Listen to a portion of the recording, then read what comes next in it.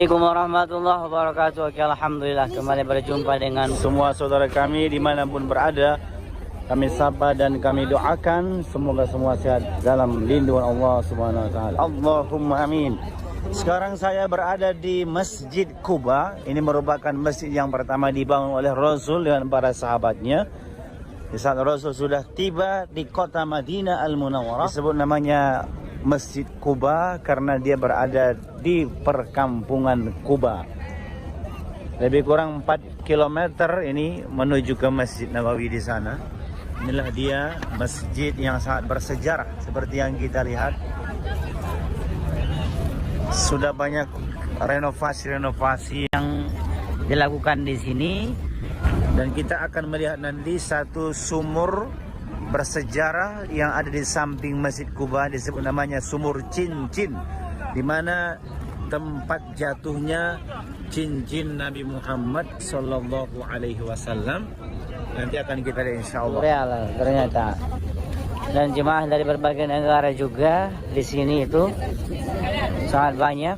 Jemaah dari berbagai negara karena masjid ini mempunyai keutamaan. Biasa pahala yang kita dapatkan kalau kita sholat di sini secara umum, tidak disebutkan dalam hadis sholat apa, yang jelasnya sholat apapun yang kita lakukan di sini akan mendapatkan pahala ibadah umrah.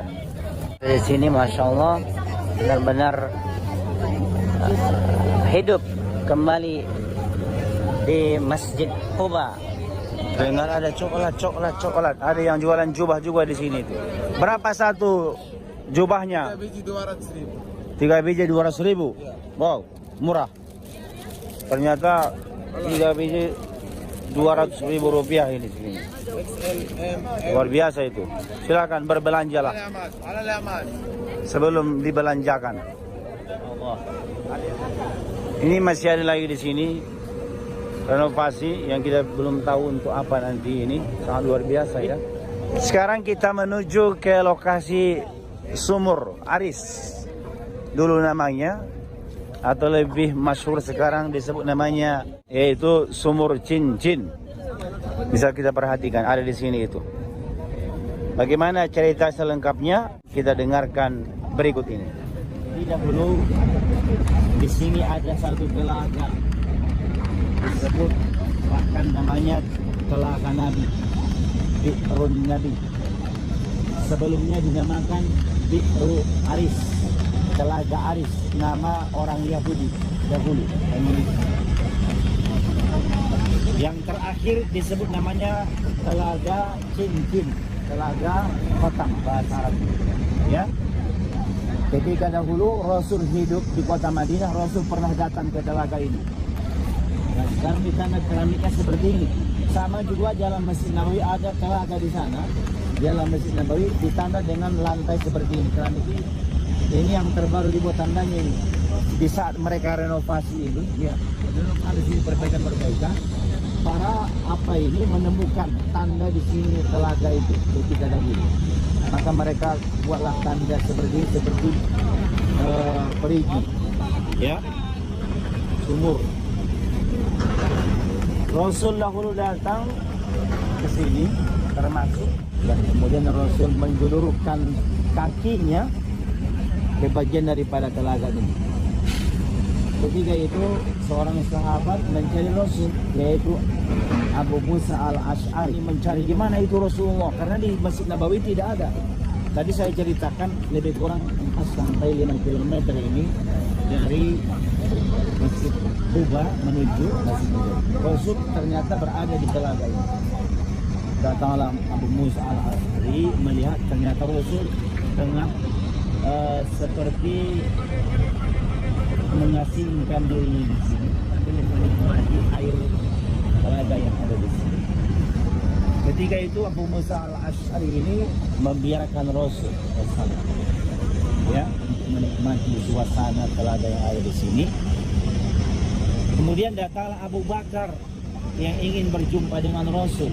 Maka Abu Musa al-Ash'ari bertanya kepada Rasul dulu, apakah Abu Bakar diizinkan masuk ke telaga ini? Diizinkan ternyata.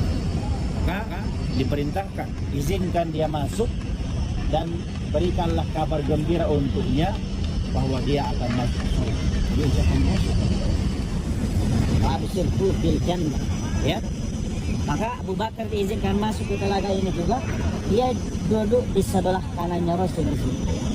Kemudian sesudah Abu Bakar sudah bersama Rasul, datang laki-laki yang kedua, yaitu Umar bin Khattab. Ketika itu dia minta izin, apakah boleh masuk ke telaga ini bersama dengan Rasul. Maka Rasul memerintahkan, izinkan dia dan berikanlah dia kabar gembira, dia pun akan masuk ke surga. Sehingga masuklah Umar bin Khattab di sebelah kiri. Jadi Abu Bakar di sebelah kanan Rasul, Umar bin Khattab di sebelah kiri. Mereka sudah bertiga di telaga ini. Yang ketiga datang, siapa itu? Utsman bin Affan. Minta izin juga kepada Abu Musa al-Ash'ari. Apakah boleh saya masuk? Ingin berjumpa dengan Rasul. Dia diminta izin kepada Rasul dan diizinkan oleh Rasul. Sehingga Rasul mengatakan, izinkan dia masuk dan berikan kabar gembira, dia akan masuk surga. Tapi nanti dia akan merasakan, mengalami cobaan-cobaan di masa kekhalifahan. Maka dia pun akhirnya diizinkan masuk. Karena telaga ini sudah ada bertiga. Rasul, Abu Bakar As-Siddiq, Umar bin Khattab. Ini sudah bertiga di telaga, tidak muat lagi.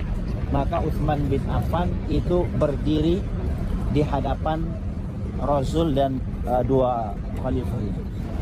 Kenapa akhirnya ini dinamakan satu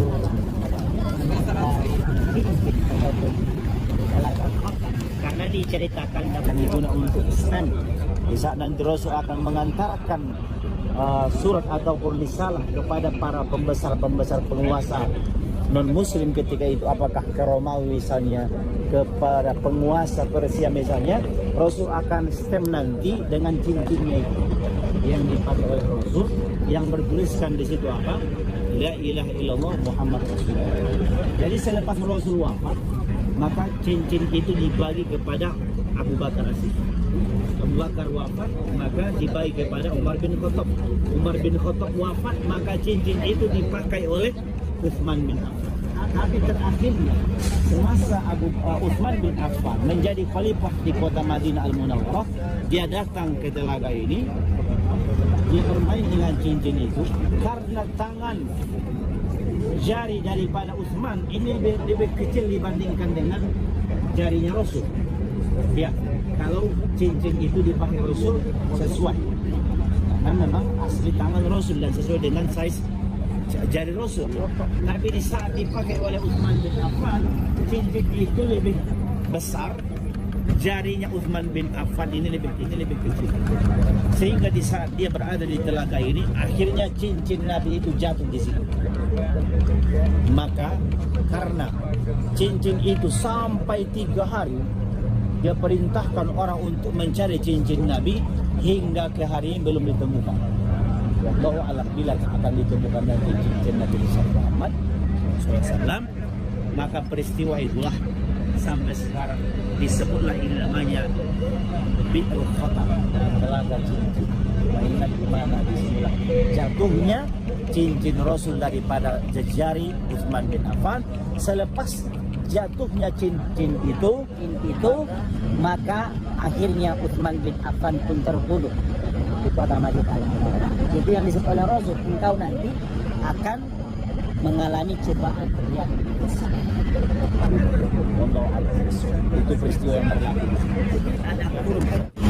Oke, sesudah tadi kita lihat sumur bersejarah yang ada di Masjid Quba. Semoga video ini bermanfaat. Mohon maaf jika ada kesalahan kesilapan, kami akhiri. Jangan lupa untuk di subscribe, like, komen, dan di share.